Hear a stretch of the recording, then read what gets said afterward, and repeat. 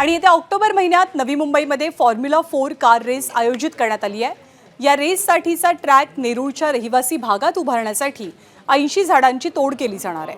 पण या वृक्षतोडीला सध्या रहिवाशांकडून कबालीचा विरोध होतोय। नवी मुंबई महानगरपालिका या रेसिंग ट्रॅकसाठी 28 कोटी रुपये खर्च करणार आहे। दरम्यान रात्री 12 वाजता या कार रेसचं नियोजन केलं गेलं असल्यानं रहिवाशांनी सुद्धा कार रेसला तीव्र विरोध दर्शवलाय। आम्ही या ठिकाणी महापौर सुजाता पाटील यांना देखील भेटलो।